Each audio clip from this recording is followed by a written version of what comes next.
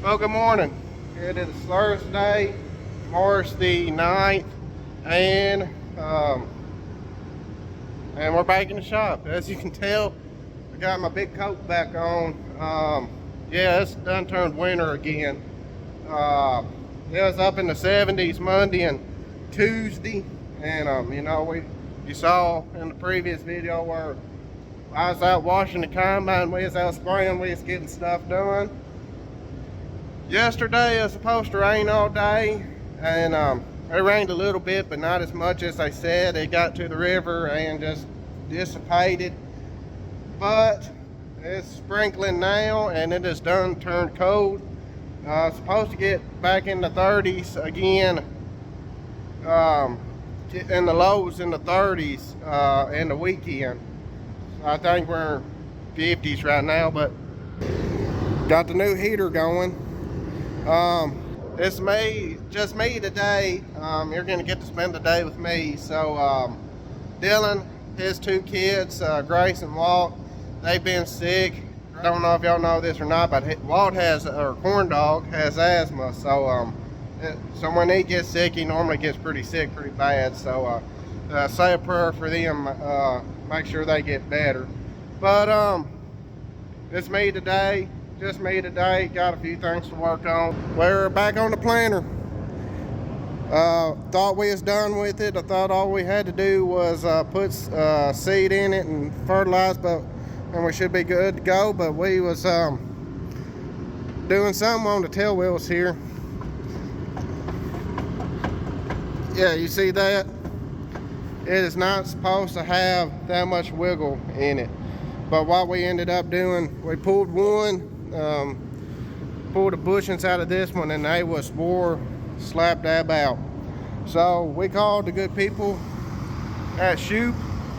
They ordered the bushings. They was here the next day. So I'm gonna work on that.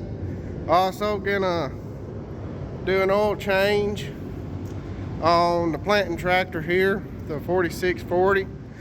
And finally, the last thing I'm gonna do today is that when these tractors came out, they had two batteries on them, two 6 volts, but we converted everything to a single 12 volt. But during the winter time, when it gets cold and you're having to crank on these tractors, it takes a lot of juice out of them. So what we're doing, or I'm gonna do, is we're gonna put another battery on here, another 12 volt. We already done it to the planting tractor here, and we did that because, we're just running so much electrical stuff off of it that we needed that second battery. Like I said, I'm by myself. Everybody says they want to see more Bob, so I guess you're gonna get to spend a day with Bob. But I just can't get over how good that old combine looks. I really want to buff it. But we want to get this one buffed. Hopefully bring the paint back alive on it like we did on the old blue semi truck. Whether we'll get to it this year or not, I don't know. Maybe we'll get to it this summer. So the first thing I'm going to do is that I'm going to remove the wheels here, make it, as you can see, they're not tight, and come to find out is that they have their own special hardware. We're having to take them off, put the bushing in there, and if you get them too tight, they don't want to spin. And that come to find out is because we don't have this special hardware in it. And so I'm going to go ahead and take them off, and I'm going to do it one side at a time, because you still got the spring in here, and when you take them both out, it'll try to flop up on you. See, on the Martins, they took washers, and what it does is them washers get in there. When you go to snug it up, it gets in there and gets tight against that bearing and won't let it rotate. The bushing is a little smaller and gets in there and lets it rotate freely. So that's why I'm having to take these off.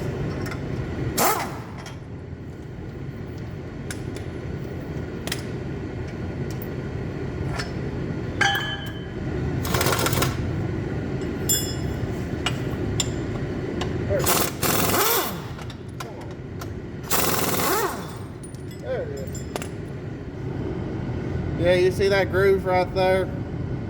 That is not supposed to be there. And what it is these bushings.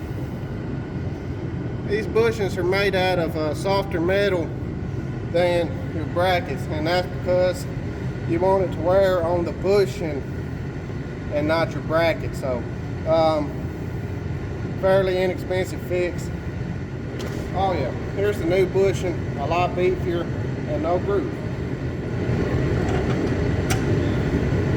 And snug her up.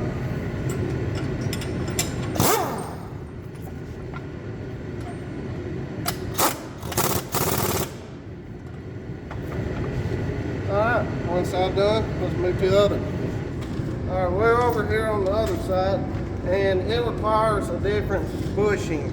As you can see here, it's got what they call a cam adjusting, and that is to make sure that you take it and adjust it and make sure that your tail wheel here is running directly center over your row, because you don't want it running cockeyed, because that could, your wheel could get in the trench and flick out your seat. So you want it running directly center over your rope, and this is what this does. You adjust it one way or the other, depending on which way it's running.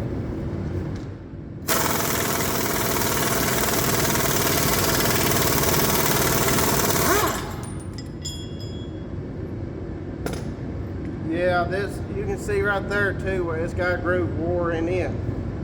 This planter don't get pulled over many acres, but the ground that we work is kind of, I mean, it gets work out for sure. I think Dylan said we put these tail pieces on at 16, and say we plant 300 and some acres, 300 acres of corn a year, 300 times, well that's what, only 1,800 acres, but still. But it's an 1,800 acres on an 8 row is a lot compared to like 1,800 acres on a 24 row, because if you divide out the acres per row, these are going over more acres per row than say a 24 row. They send 16 bolts all the same length, so I guess it don't matter. All right.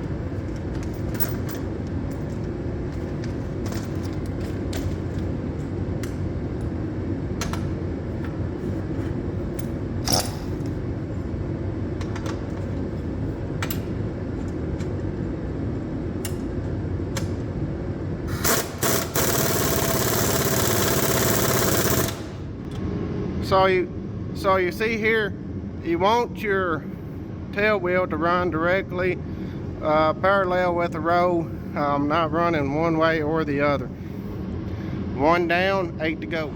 So I got the planter all done, nice and tight, like they're supposed to be. Got all the right hardware on the closing wheels. Got them all lined up, and now the planter should be ready to go, other than checking out the starter system, which we'll probably do the day before we get ready to plant. But the planter should be ready to go. Next on the agenda is the changing oil in the tractor, and as you can see, I cranked her up, let her run for, I don't know, 10-15 minutes at about 1,000 RPMs. Let that oil circulate through the system, get it nice and warm. So something me and Dylan added, we actually saw this from a friend, is that we got these drain plugs on the oil filter here. Before, you would unscrew this and it would just make a mess everywhere. But when you can take this, pull this cap off right here, and it'll drain out that oil filter without making a mess everywhere. Here's something that I thought was interesting. People might like to know. People may ask, how many hours do we put on our tractors each year? You can see last year tractor was at 5,466 hours, and for 2021 we put 167 hours on it. This year put 186 hours on it.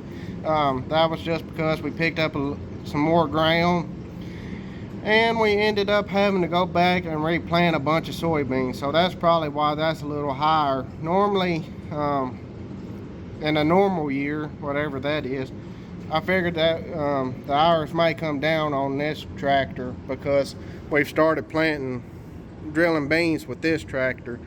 In 21, we put 112 hours on that tractor.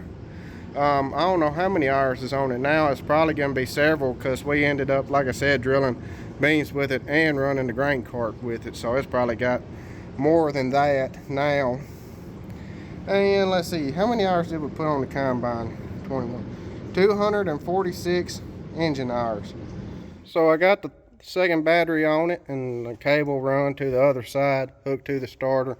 The only thing I like on this project is that's my eyelet for my easy steer motor, and I thought we had one in our electrical box, but apparently we don't. So I guess when I go to lunch I'll pick one up. I gotta get a couple of other things, so I gotta go by the FSA office.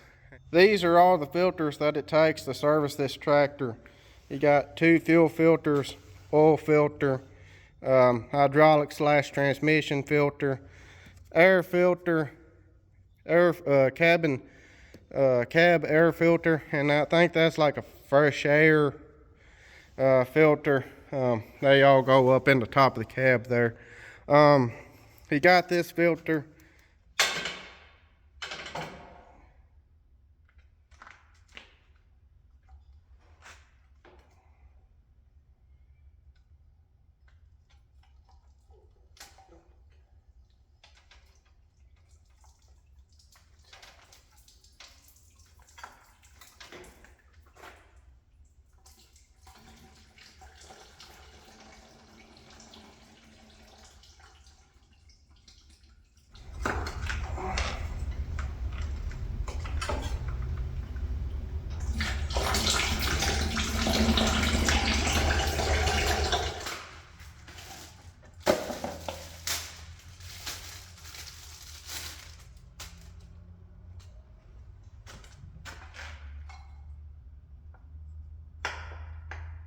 Alright, so I ended up going to Napa, getting me an eyelet for my easy steer motor.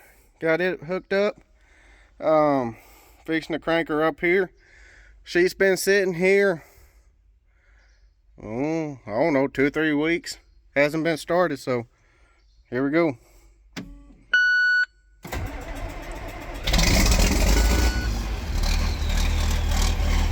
Oh yeah. Oh yeah.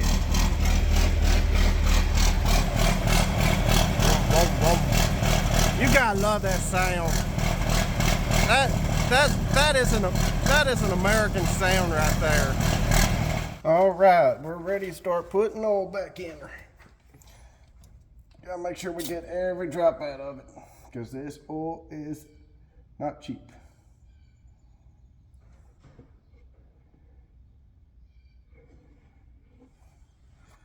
We're running Napa heavy duty diesel 15W40 engine oil. We've been running this a couple of years now and have had really good luck. We've been putting this Lucas heavy duty oil stabilizer, and it just it says it's supposed to extend the engine life and stop thermal breakdown. We've been doing this. We put 4 gallons of engine oil and 1 gallon of this, and we've always had, like I said, good luck out of it. But it comes out like molasses. All right here is your transmission and hydraulic filter. This takes a 3/4 wrench.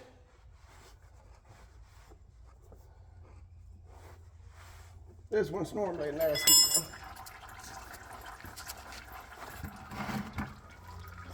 There it is.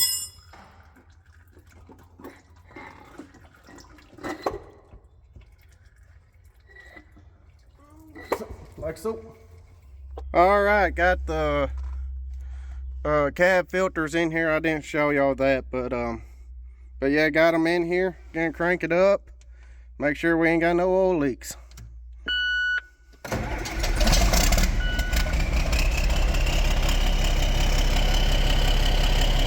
Yep, there she goes. She's building oil pressure. That's a good sign.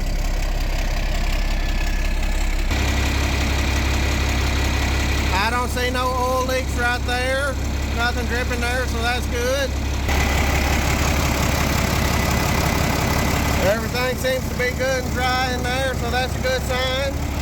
Gonna let her run a couple of minutes, get that oil cycling, get the oil filter filled back up. I'll check the oil in it and see if it's good, top it off if it needs it. But